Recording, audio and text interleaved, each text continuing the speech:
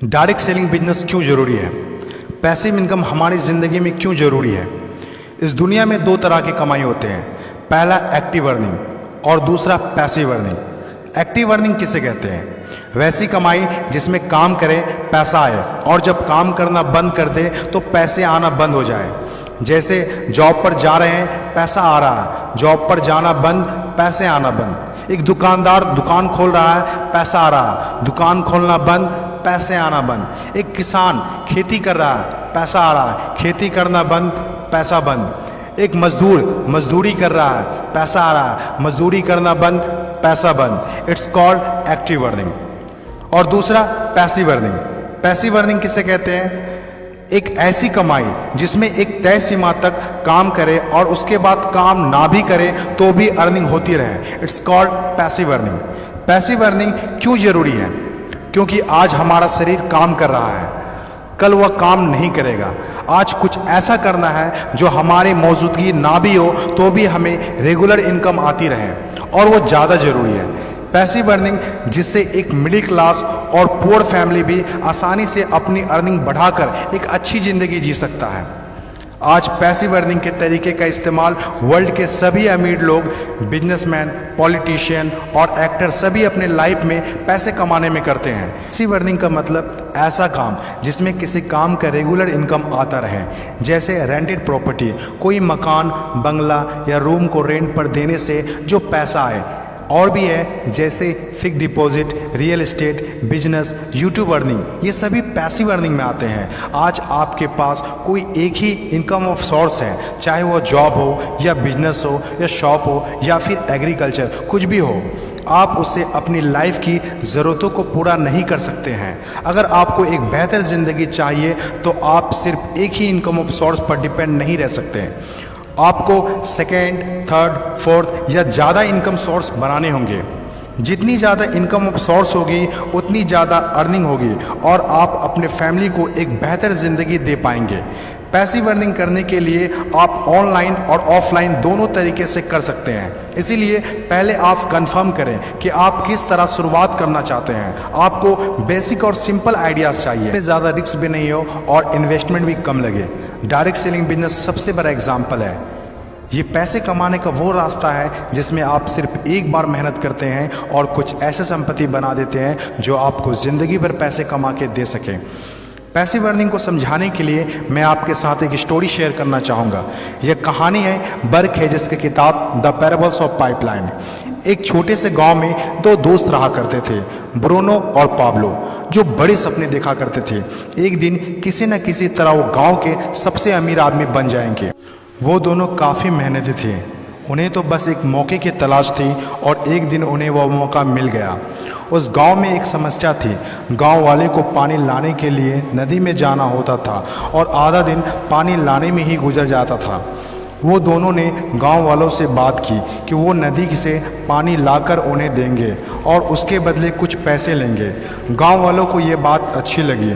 अगले दिन दोनों ने एक एक बाल्टी पकड़ी और नदी की तरफ चल दिए कि हर बाल्टी के लिए 10 रुपये दिए। ब्रूनो बहुत खुश हुआ, लेकिन पाब्लो को इतनी ज़्यादा खुशी नहीं थी। पाब्लो को बाल्टी ढोने की वजह से उसके पीठ में दर्द हो रहा था और हाथों में छाले पड़ गए थे। अगली सुबह फिर से उन्हें ढोने की बात सोचकर ही दहशत हो रही थी।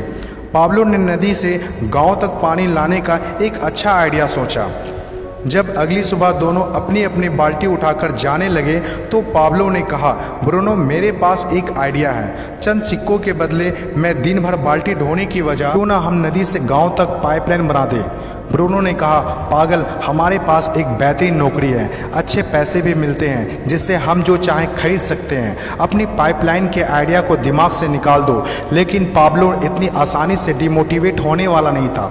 उसने अपने दोस्त को पाइपलाइन बनाने का आइडिया अच्छे से समझाया। हम लोग दिन के आधे समय बाल्टी ढोने का काम करेंगे और आधे समय और छुट्टियों के दिनों में पाइपलाइन का काम करेंगे। ब्रूनो ने पाब्लो की बात नहीं मानी। पाब्लो जानता था कि पथरीली ज़मीनों में पाइपलाइन बनाना आसान नहीं होगा, लेकिन पाइपलाइन बनने के बाद जो मिलेगा उससे वह इंस्पायर होकर काम करता रहा। जब पाब्लो अपना पाइपलाइन बनाता था तो गांव वाले उसकी मजाक उड़ाया करते थे, ये देखो Pablo the pipeline. Bruno Pablo से 2 गुना काम कर रहा था, इसीलिए वह 2 गुना पैसा भी बना रहा था। पहले कुछ महीने तो पाब्लो की मेहनत का कोई फल नहीं दिख रहा था, लेकिन पाब्लो खुद को बार बार याद दिलाता रहता कि कल के सपने आज के त्याग से ही होते हैं, और आखिर में वही हुआ जो होना था। पाइपलाइन बनकर तैयार हो गया। अब पाब्लो सोता था तो भी पैसा आता था, नहाता था तो भी पैसा आता था, खाता था तो भी पैसा आता था, वह कहीं बाहर घूमने जाता था तो भी पैसा आता था। जितना ब्रूनो ने 3 साल में कमाया था उतना पाब्लो ने 3 महीने में कमा लिया। गांव में जितना पानी बहकर जाता था, पाब्लो के जेब में उतना ही पैसा बहकर आता था। और मेरे हिसाब से direct selling business is the best opportunity. इस कहानी से हम 5 बातें सीखते हैं। पहला, विज़न का होना। विज़न सबके पास नहीं होता। विज़न जो आंखों से नहीं सोच से देखी जाती है। इस दुनिया में 5% लोग के पास ही विज़न होता है और वही इस दुनिया में कुछ बड़ा करते हैं।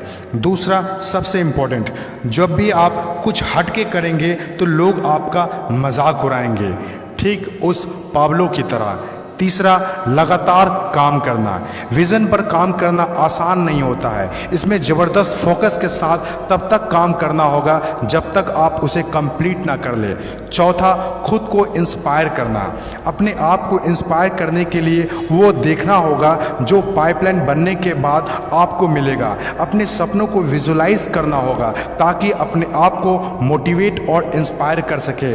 पांचवा और सबसे इम्पोर्टेंट बात, प्रॉब्लम सॉल्विंग वर्क। जिस तरह पाब्लो ने गांव की पानी की समस्या को सॉल्व किया, आज हर वो इंसान सक्सेसफुल है जिन्होंने लोगों के प्रॉब्लम को सॉल्व किया है। चाहे वो डॉक्टर हो या इंजीनियर, चाहे वो साइंटिस्ट हो या कोई मोटिवेशनल स्पीकर, आज हर वो इंसान कामयाब हुआ है जिसने भी किसी भी फील्ड में लोगों के प्रॉब्लम को सॉल्व किया है। और डायरेक्ट सेलिंग बिजनेस भी ऐसा ही है।